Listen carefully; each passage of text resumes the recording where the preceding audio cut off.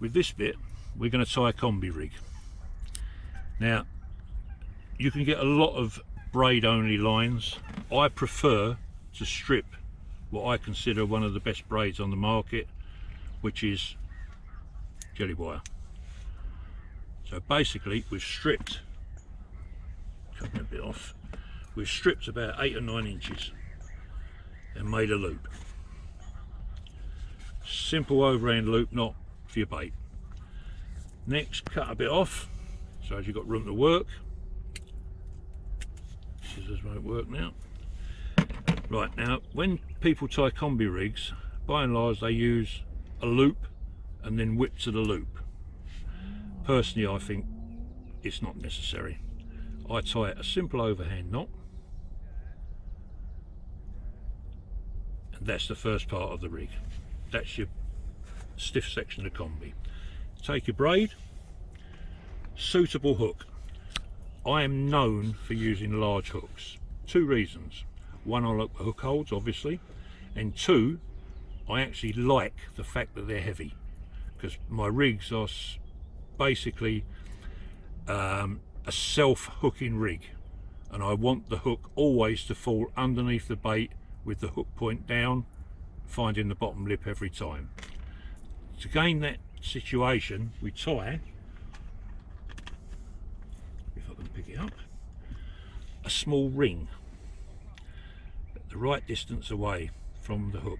Easier if you put a bait on this, then you will get the exact distance.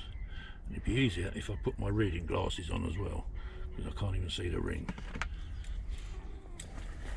But for the purpose of this, we'll just go, it's about a 16mm bait, which is about somewhere there. And again, a simple overhand knot will suffice, holding that ring in place. Doesn't need any more, anything simple. Simple is always better. Overhand knot, pull it tight. Now we position our hook. Slip it over so as it's in a nice straight line. Remember, 16-18mm bait on that is going to be sitting yay, thereabouts, away from the hook. Positioning the ring is reasonably important. Wants to be somewhere directly opposite the barb. That's 2 reasons. One, when it flips over, it'll hang perfectly, slightly downward angle, it's a prick. Now we tie a simple knotless knot. Easy peasy. Everybody can tie a knotless knot. Even a blind man can do it when he's pissed. 1, 2, 3, 4, 5, 6, 1 back. Back through the eye of the hook, so as it comes out cape side.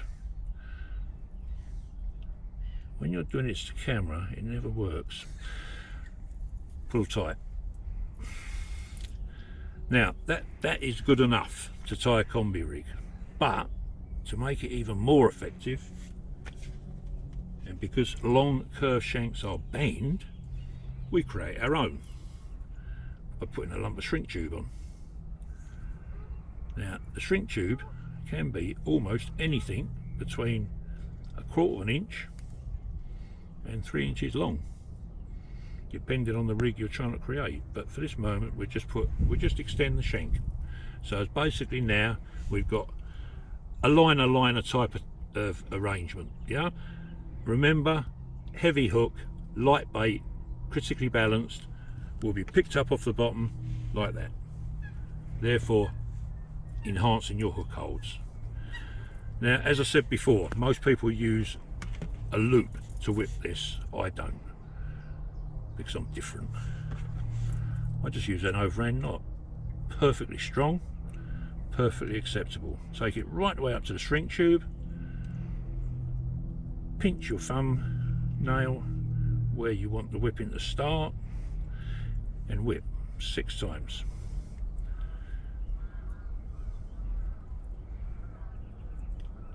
And pull tight. And then change hands, pinch, and 3 times back the hub away. and then you go through the loop of your overhand knot exactly the same way as you've gone in. Very important. Moisten down, loop knot tight, and pull. Now that has bedded down, and that will never ever come apart. Never ever have I lost a fish because that knot has failed. So I don't see the point in a loop which actually makes the knot even more bulky. I try and keep everything to a minimum if I can. Get your 2 tag ends. Remember, coming out the same side of your overhand knot. Pinch with your thumbnail. That's why all good carp anglers have dirty great thumbnails that are always dirty. And you snip off to about 1/8 of an inch. Doesn't have to be perfect. If I can find me lighter, that was the one thing I didn't get out. Let's see if I can get this to light. That'd do. Right, keep everything out of the way. Thumbnail is guarding the knot, and literally blob. Trying not to burn your fingers. Now that will never ever now come undone. And that, especially in these stiff materials, that knot will never ever come loose. That overhand knot is pinched in by the braid, and it's perfect. Right, I do this slightly differently. My sections are slightly longer than this, and I do things to them, but I won't do that because I'm a bit of a secret squirrel, as most people will tell you. But we're going to bend this, shrink it, and just bend it very, very slightly, giving you that liner effect, and also straighten out this stiff section. So we take a stretcher, once that's boiled, it won't take long, and we put just like that, and you're basically almost at the end of the rig now. It's so easy. Yeah, without the camera looking at me, I can do this in half the time, but you know, I've normally got everything sorted out by now. But you see that perfection loop knot, how absolutely tight and neat it is. You know, there's nothing there that is going to catch on anything, bits of weed and whatever. You can even trim that tag end down almost flush if you like. Yeah, but that's basically the rig. We'll get a bit of putty out while we're waiting for that to steam. That's going to be my next question. The putty is very important. I was going to say that was going to be my next question. Right, so literally a thumbnail pinch. Doesn't have to be massive. That's all it takes.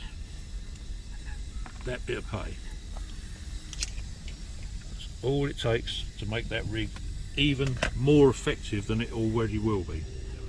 Right, so we start off with a shrink tube, yeah, and we'll shrink that down, and we'll go along right the way through the loop, and back again, and again, not too close to the steam, but just a nice flow over it. And then we get the lid, and we bend, just with your finger, just a little bit, not too much. Just like that. Yeah, and there's your rig. Next, most important part, on that knot that we've created between braid and stiff material, we want weight, because the weight helps the rig to work. Just that tiny little bit of putty that we saw earlier on is going to be flattened out.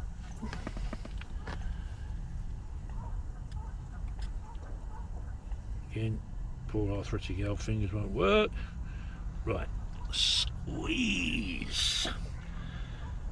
Fold over. Come on. We should have done this first thing in the morning, Del. I'm better first thing in the morning. Once I've had The trouble is I ain't. Don't do mornings. Yeah, well, yeah. I'm a morning person. Right. Just position it over the knot and then roll, and try and get it as cylindrical as possible. Not massively important, just looks neater. the weight is the important thing.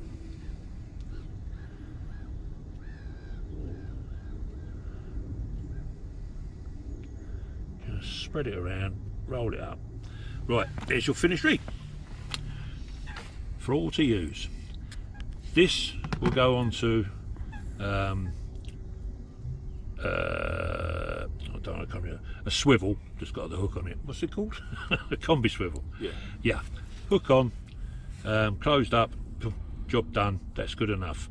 The reason for the large loop is because this is a semi-stiff material. It does bend, but it's stiff.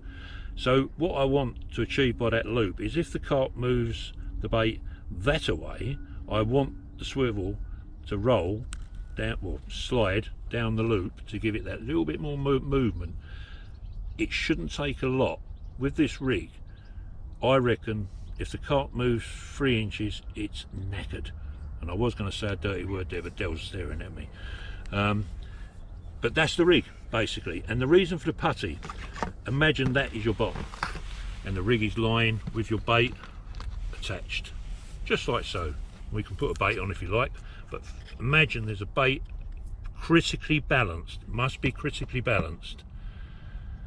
Carp comes along, suck, blow, suck, blow, suck, blow, taking up all your freebies, comes across this lovely thing with a freebie there and a freebie there, and it will have a big suck, and that thing goes in. As it goes in, hook, you notice, drops to the bottom, but also pins slightly for a split section by that lead, and then goes into the mouth. It's on there, like so, slide, hits the lid. Every time you're going to nail the bottom lip. Simple and as straightforward as that. There's no need to be any more complicated. Cheers, Jim. Well, that's, I know he's given you a couple of secrets there that he uses, but don't tell everybody. As I said, Jim has had 50 odd years carp fishing, and what he says goes. So, you know, if he's saying that's a good rig to be using, and it's nice and simple and easy to tie as he's just shown you, then that's the one to be doing. So thanks a lot, Jim. And next month, hopefully we'll get another face, maybe not quite so ugly as the one we got in a minute.